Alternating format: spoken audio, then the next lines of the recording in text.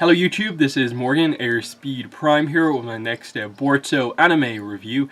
This one's going to be for episode 63, which is called Sasuke's Secret Weapon. And yeah, I don't think this was the best episode of this arc. Way too many flashbacks to previous episodes.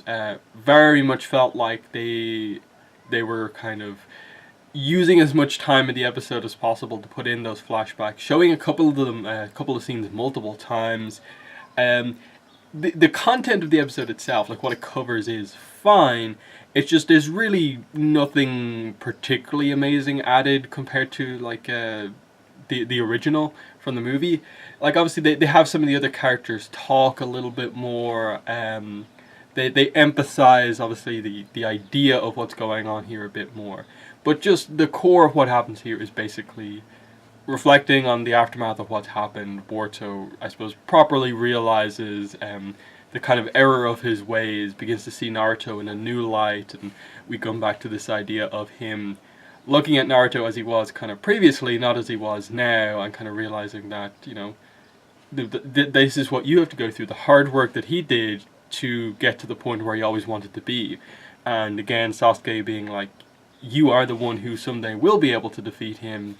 You have so much potential, reach that potential. But that's really it. It was just a setup for the stuff that is to come, of just getting Boruto, giving him Naruto's old, jacket, him with the Kages, and Sasuke going through the portal, and that's where we end the episode. Obviously, there's a lot of nice stuff going on here, but fundamentally it was just that part of the movie and in episode form. And because of that, I really don't feel there is a ton to talk about with this one, because it is just an exact repetition of what happened.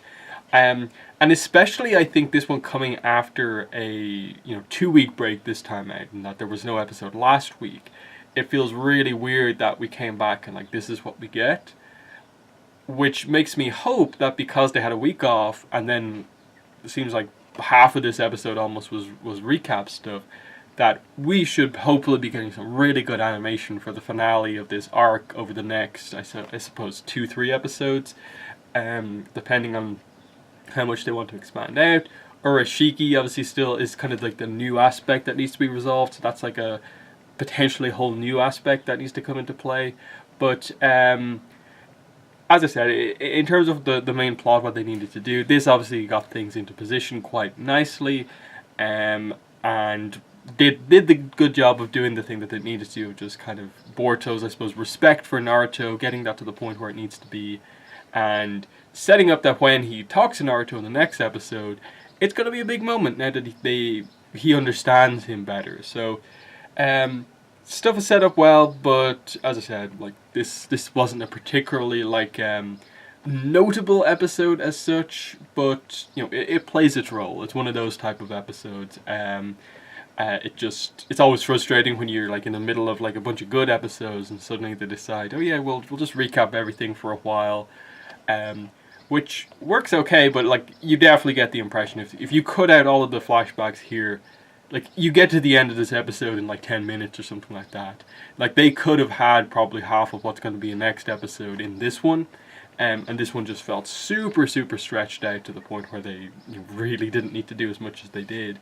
Little bits like, obviously they're playing up the Shikadai Boruto kind of issues a little bit more. And you had like, okay, I'll hear what you have to say after you come back. Get this done.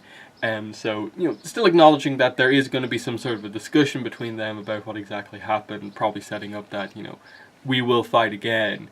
In a similar way that I think Boruto, with a lot of the characters he's had like fights with, he's going to have to fight them again to prove himself.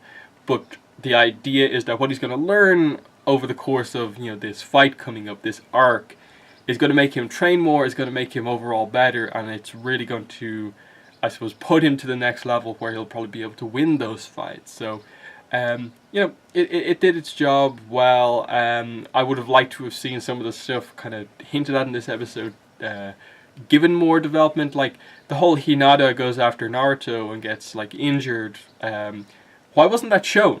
Like, given that you recapped so much, here's a new scene where you could have done something and you still just went with exactly the same stuff with some recaps. Like, I would have really have liked to have seen that.